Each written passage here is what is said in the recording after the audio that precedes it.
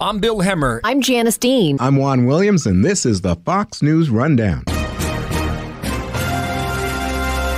Wednesday, February 9th, 2022. I'm Dave Anthony. Several Democratic-led states are getting ready to lift some COVID mask mandates. Republicans say it's about time. And now we've got a whole, generation of little kids who are afraid of air and think they're going to kill grandma if they take their mask off. But there's no science behind any of it. We speak with GOP Senator Rand Paul. I'm Lisa Brady. Brighter days for the U.S. travel industry may be just around the corner. This thing's a coiled spring that's going to come back a lot quicker than economists predict. Economists are saying 2024. I'm not buying it, and not because I'm in the industry. I've just watched this before. When travel comes back, it comes roaring back. And I'm Guy Benson. I've got the final word on the Fox News Rundown. More Americans will soon be unmasked again. We're not going to manage COVID to zero. We have to learn how to live with COVID. Governor Phil Murphy planning to lift New Jersey's mask mandate next month. We can responsibly take this step given the continuing drop in new cases and hospitalizations. Other Democrat-led states will do the same. California and Oregon, Pennsylvania and Delaware, and Connecticut, where Governor Ned Lamont says, I think this is something we've earned, Connecticut. We've earned it. Local officials and school districts still can require masks in those states, but Republicans think it's a positive step. It's about time. The science has been there for a long time that particularly the cloth masks don't work. GOP Senator Rand Paul is from Kentucky. In fact, I really don't think many of the government mandates or any of the government mandates really changed the course of this disease. The only thing that we've done that has helped slow the disease down has been vaccination and also natural immunity. And both of those are gradually allowing us to develop immunity. But really masks, plexiglass, the separation, none of those things probably worked. In fact, if you look at the timeline of when the mandates were put in place, there's no real evidence that there was a change or decline in the incidence of the disease. If you look at countries like Sweden that haven't had their school kids in masks, no kids out of 1.8 million kids, no kids died in Sweden, and there wasn't an enhanced or increased incidence of disease among the teachers either. So it's about time we get rid of the mask mandates. We need to get them off the planes, off the kids. We need to get back to normal. But it's going to be difficult because local jurisdictions do in some states have the say. We are seeing that fight go on in Virginia over and over in courts, local districts defying orders. This is not going to go away soon. I think you're going to find, though, that parents, even parents that are independent or Democrat, are tired of having their kids' faces covered. You're going to find kids and parents who have kids who have special needs, people who have hearing disabilities, et cetera. These parents are going to rally and keep pushing, and they're unhappy. And I hope these parents will show up at school board meetings, that will elect new people to the school boards, and that ultimately this may be something that actually drives people more towards the freedom-loving nature of the Republican Party. And maybe people who were Democrats are going to say, why am I part of a party that won't let my kid, breathe based on something that's not scientific, doesn't seem to protect them. But still, this is, it's not completely permeated throughout society yet. There's still some people, and now we've got a whole, generation of little kids who are afraid of air and think they're going to kill grandma if they take their mask off.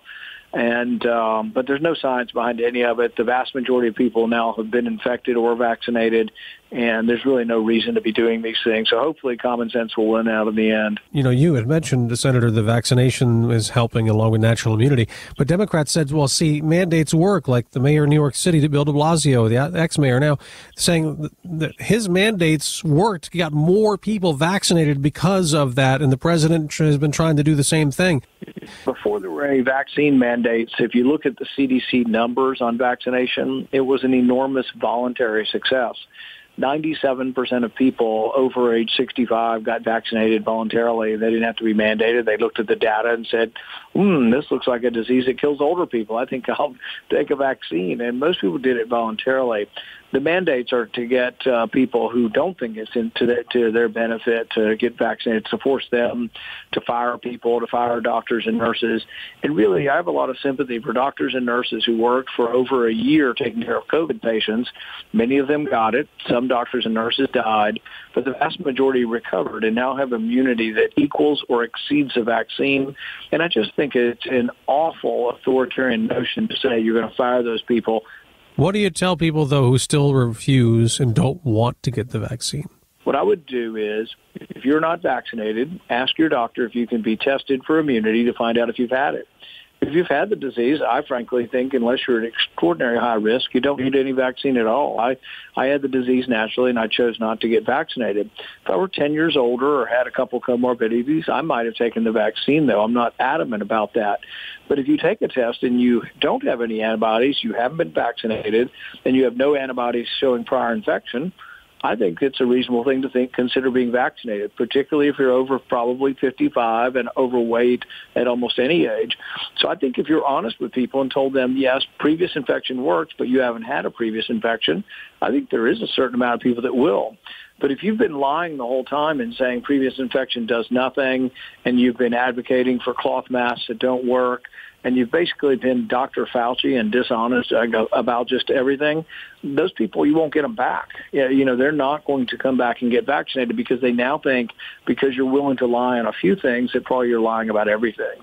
A month ago, he and Dr. Anthony Fauci sparred yet again at another Senate hearing, with Senator Paul accusing the Biden advisor of trying to silence scientists on the COVID lab leak theory. You conspire, and I quote here directly from the email, to create a quick and devastating published takedown of 3 prominent epidemiologists. As usual, Senator, you are incorrect almost everything you say. Well, no, you deny, but the emails tell the truth of this. No. Then Senator Paul took aim at Fauci's COVID guidance. More people have died now under President Biden than did under President Trump. You are the one responsible. You are the architect. You are the lead architect for the response from the government. You personally attack me, and with absolutely not a shred of evidence of anything you say. And Dr. Fauci said that kindles the crazies out there, and I have threats upon my life, harassment of my family. Alleging Senator Paul's motive for it all is to raise money for himself. So you are making a catastrophic epidemic for your political gain. Back and forth they went for almost 9 minutes. The interesting thing is that the question I asked him was, do you think it's appropriate to use your $420,000 office to attack other scientists? See, I asked him about personal attacks. He turned it around by not answering the question and then making a personal attack. And are we raising money on it? Absolutely, because we want the mandates to end. We want him gone. We want the origin to be investigated, but the Democrats aren't doing it. So it is about politics. If Republicans take over the Senate, I'll be chairman of a committee, and I've pledged to people that I will investigate Fauci. I'll investigate the origins of the virus. I will subpoena all the records, and we're going to have hearings about whether the government should be funding research that creates viruses that don't exist in nature that could cause pandemics. And we're going to have that discussion. The Democrats have refused, so it is political. And frankly, I think he, as far as saying, oh, he's responsible for death threats, that is really a personal attack that's inappropriate. I was at the ball field when Steve Scalise almost died. I had a staffer shot 5 feet from me. And for him to say, oh, you know, not one of us said it was Bernie Sanders' fault. Bernie Sanders, the guy was a Bernie Sanders supporter that shot up the ball field. So it's kind of ridiculous to say that. The other thing is the week that he's complaining about a death threat, which I don't want anybody to hurt him, I had 34 death threats. So who's responsible? Is he responsible for those? I mean, it's kind of really a juvenile argument to try to say someone's responsible for crazy people in our society. The origin, you've talked about where this virus came from in China. Are you convinced that it came out of the lab? I started out very skeptical of it, and it took me probably 9 months, Nicholas Wade's article and some others, to come to the conclusion that, yes, it is. I think it's 90-10. 90% chance that it came from the lab, 10% chance that it didn't. They looked at 80,000 animals in those wet markets. None of them had COVID. They tested 80,000 animals. That's a big sample. They also tested the blood of 9,000 people from China who had flu-like symptoms in 2019. If it came gradually from animals, you'd expect a few of those people to be positive for COVID. None of them had COVID. So you take COVID from humans and then you try to infect bats with it. It doesn't infect them very well. There's a lot of indications that it looks like this was designed to infect humans. So, yeah, there's a lot of evidence pointing towards the lab. And the reason we need to know, it's not just about blame. It's not just about Fauci's support for gain of function or his support for this lab. It's about making sure this doesn't happen again. About a month ago in the Washington Post, Kevin Esvelt, who's a professor at MIT and not a partisan that I know of, wrote and said that this type of research could threaten civilization. It's a gamble that civilization should not take. And so I think there are some objective minds, and when we're in charge, I'm going to bring in those scientists, and we're going to have a very thorough vetting of gain of function, and we're going to come up with new rules to put in place about this type of research with government money. I want to get back to the COVID mandates. There's a big protest north of the border. You're probably following this. The Freedom Truck Convoy snarling traffic at some border crossings. It's blocked streets in the Canadian capital of Ottawa. I want you to hear what the mayor, Jim Watson, said. He said people are terrified. And they've now been subjected to the nonstop honking of large trucks for 9 days, which is tantamount to psychological warfare. And Prime Minister Justin Trudeau says that they're blockading our economy, our democracy, and our fellow citizens' daily lives. It has to stop. What's your reaction to all that?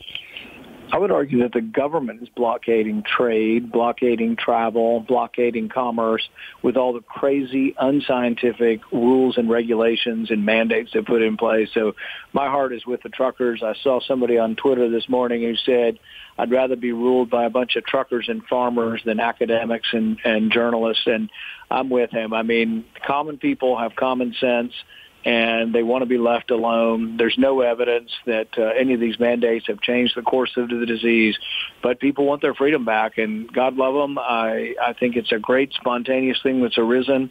I'm for American truckers doing the same. I'm for people boycotting New York City and California. Don't go to these places that hate freedom and hate you and hate Republicans.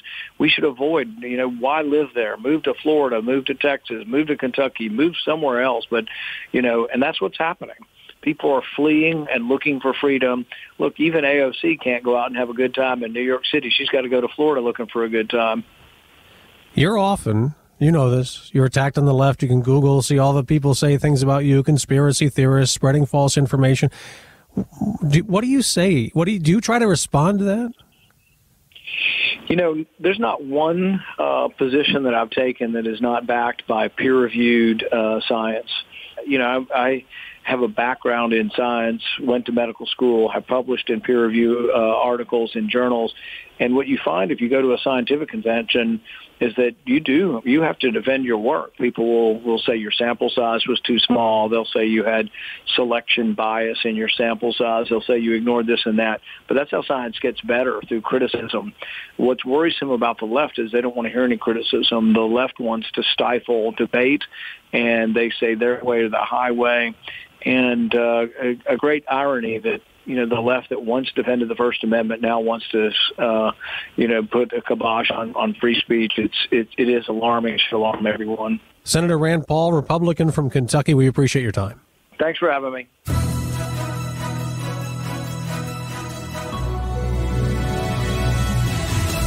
This is Guy Benson with your Fox News commentary coming up. People aren't just longing for a return to normalcy. They're planning for it, if travel is an indicator. One survey taken in mid-January by research firm Longwoods International finds 91% of respondents who traveled before the pandemic have travel plans in the next 6 months. And 1/4 surveyed said their travel decision is no longer influenced by the pandemic. Over the past 2 years, we've seen what happens when the world stops traveling. Tori Emerson Barnes, Executive Vice President of the U.S. Travel Association, highlighting the emotional and economic impacts at the group's annual update on the state of the U.S. travel industry held recently by webcast. And she tells Fox Business, we've lost over $700 billion in spending here in the U.S. by not having international travel. And that's just really, really significant. COVID's Omicron surge didn't really hit its stride until after Christmas, but by then, the variant had already created a stressful testing ordeal for many travelers. Still, the holiday season stayed busy, and in the cruise industry, bookings are running well into next year. I think we're actually beginning to see the travel industry, the rebound. Roger Dow is the U.S. Travel Association president and CEO. Domestic leisure is going to be very strong, and the key is to bring back business and professional meetings and events. And all the signs we're seeing with Omicron, the case counts going down, masks changing, I think we're going to be ready for a good summer, a decent spring, and then I think fall we'll start seeing things come back very, very strong. I have to imagine that the Omicron surge was especially deflating for the travel industry because things had started to pick up last summer, right? And then all of a sudden, this new huge wave later in the year. Is there concern within the industry that that could happen again? There's always concern. We thought we were getting to the tail end of Delta, and then when Omicron reared its head, it was really a problem. It was the one step forward, two steps backwards, and it really put a kink in, international travel and all that. But the good news is, if there's good news in these kind of things, is we're seeing it's very mild. Yes, it's very transmissible, but the numbers, the case counts, the hospitalizations, all those are going negative. And everything I know about diseases, and I'm not a doctor, but everything I know is they mutate, and each mutation gets a little weaker. And if that follows the case of other viruses, I think we're going to start soon putting this behind us. Is there optimism across the board where maybe last summer it was still more hesitant in terms of the spectrum of the travel industry, from airlines to hotels, vacation rental homes, that this summer could be, more of a turning point? We track sentiment data with about 6 or 7 different sources, and they're all the past month and a half saying the same thing. And that is 80% of Americans say they're going to plan a trip in the next 6 months. 60% of Americans, 2/3, are basically saying they understand this is something that is trailing off, that they're going to live with.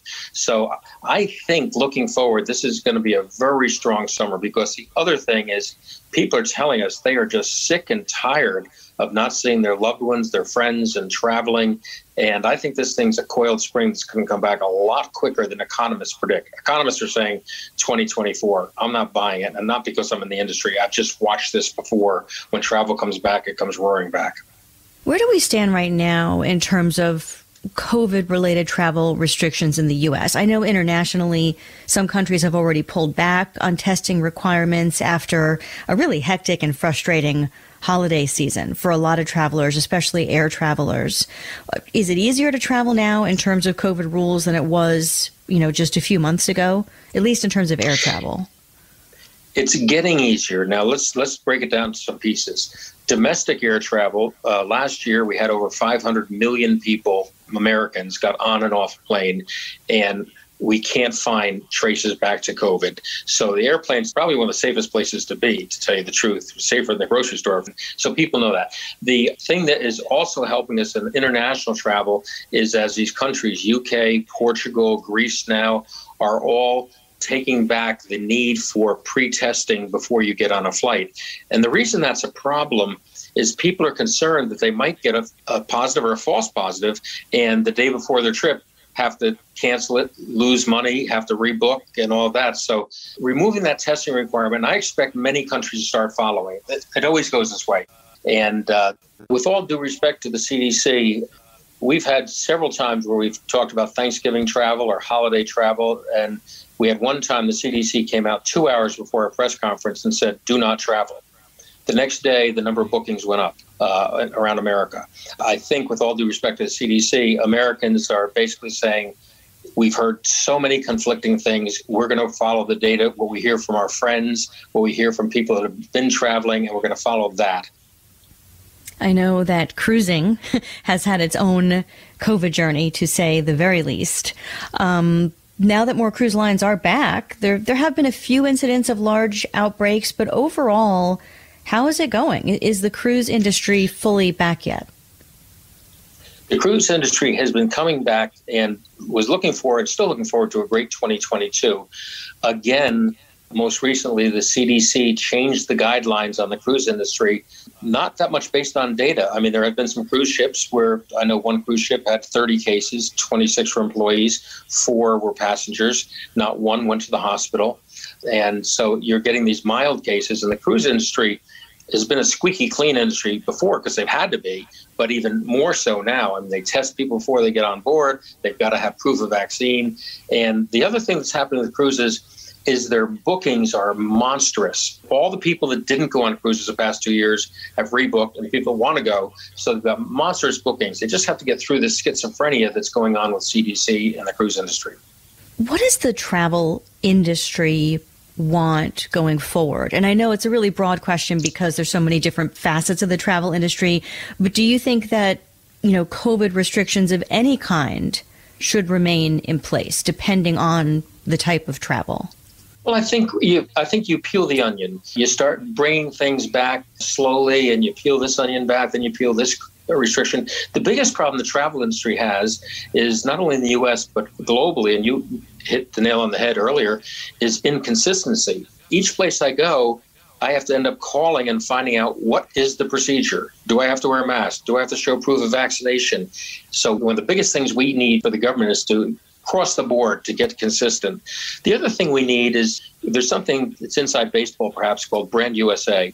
And it's the group that promotes America outside America, and they're funded by tourists. Well, the past 2 years, they haven't gotten any funding. So we have a bill with the government called the Restore Brand USA Act. And that group has $200 million each year to spend to bring travelers to the United States. And it's one of the biggest things we can do. So hopefully we'll get a bill passed that they'll restore Brand USA's funding temporarily. That's all we want, is just temporarily, because that's the fastest way to bring business and jobs back to the United States. I know one idea to help get business travel moving again was a tax credit for organizers and sponsors of things like trade shows and conventions. Is that gaining any traction in Washington? Yes, it is. There's several bills that we have that attached to. Here's the crazy thing. If you go to a baseball game and you can deduct the tickets as a business expense, if you buy someone a hot dog, you can't deduct the hot dog. And it just makes it's irrational. And so we're looking for, again, to restore that ability for entertainment expenses for people when they travel. So hopefully that'll see the light of the day. We don't want to be greedy, but we want to be able to take these businesses that have been so badly harmed and get the government to help get them back on their feet, because they didn't cause this. It was the restrictions were put on them. And I think we have a dual role to help them get back, because business travel and professional meetings and events are probably about 20% of the trips, but they represent about 40 to 50% of the revenue. In other words, business travelers spend more. So it's very important to bring them back. To put it in perspective, business travel in the past year was probably down 70%. We're projecting, hopefully, that it'll be back this year to about 75%, or 3/4 of what it was in 2019. The challenge with business travel are 2 or 3 things.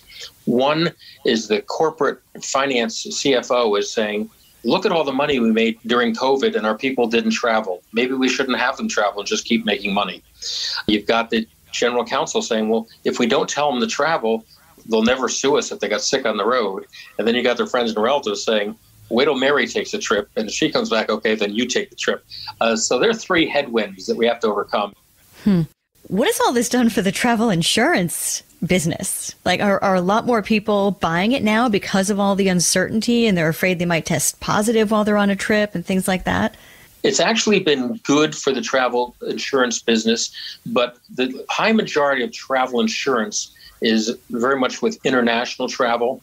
And actually, there's very strict things that how you can really collect. It's not just if you decided not to take the trip, you can't. But the other thing that is actually been helpful to the traveler, and perhaps not to the travel insurance folks, is the airlines and hotels have gotten extremely flexible.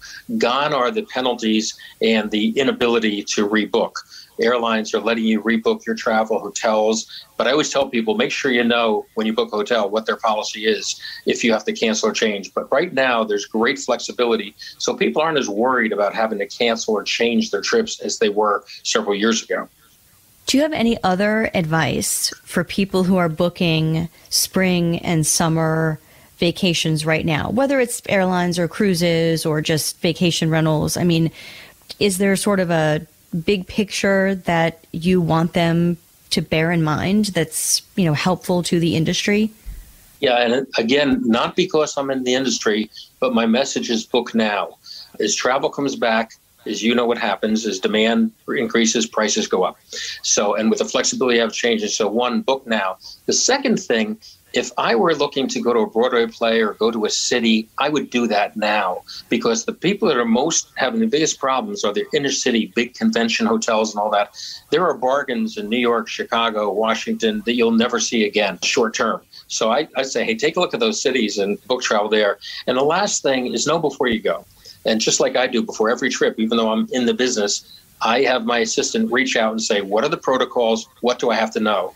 For instance, I went to New York City 2 weeks ago, and I had to show my vaccination card and my driver's license to get a meal at a delicatessen. So, but you should know that in advance, just in case you don't think to bring your vaccination card with you. Roger Dow, President and CEO of the U.S. Travel Association. Thanks so much for joining us. Always a pleasure. Thanks, Lisa.